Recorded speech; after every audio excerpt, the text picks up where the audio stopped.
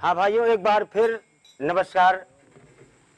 मैं आपके बीच एक और भजन लेके आया हूँ टैलेंट विस्टा कंपनी की तरफ से, और आशा करता हूँ कि आप इसे ज्यादा से ज्यादा शेयर करेंगे।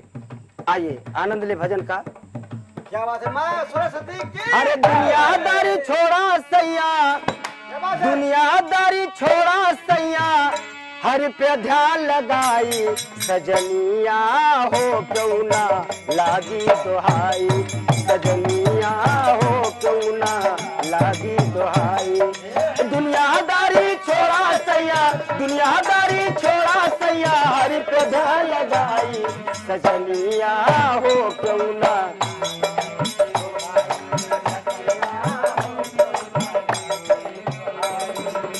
माता के गर्भवा में खैलू कसमिया, हमके निकारा प्रभु करबे भजनिया, हमके निकारा प्रभु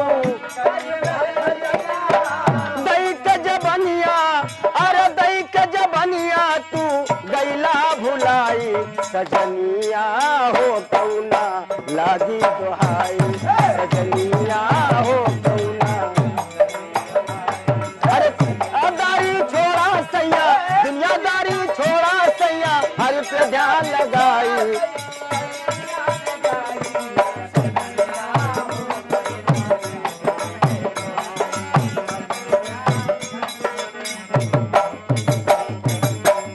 माता के गर्भवा में खैलू कसमिया, हमके निकारा प्रभु करबे भजनिया। माता के गर्भवा में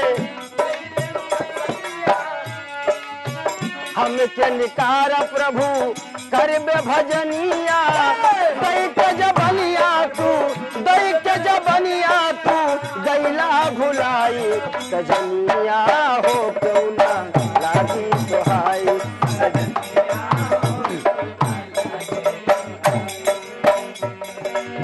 बान्हे यमराज लई जइहे यमपुरावा,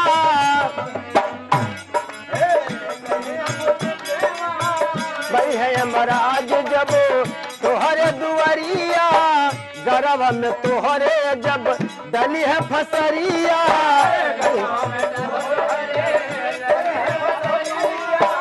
गरव में तोहरे जब डली है फसरिया। अरे छूटी रो भाई, हाँ छूटी रो भाई के लई है बचाई, सजनिया हो क्यों ना लागी दुहाई, सजनिया हो क्यों ना। अरे छूटी रो भाई, हाँ छूटी रो भाई के लई है बचाई, सजनिया हो क्यों ना।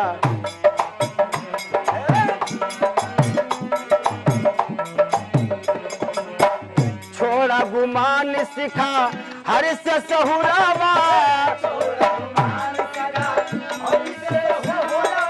अरे बान्हे हर से सहुरावा, बान्हे यमराज लई जइहे यमपुरावा, बान्हे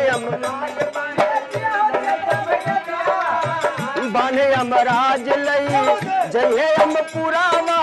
अरे फसिया 84, अरे फसिया 84 के लई है बचाई, सजनिया हो क्यों ना लागी दुहाई, सजनिया हो क्यों ना लागी दुहाई।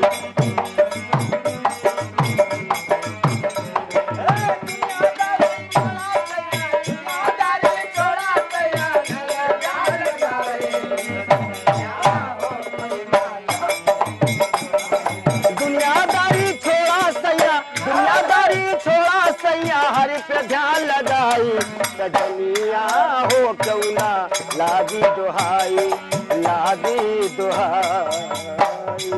भाइयों नमस्कार।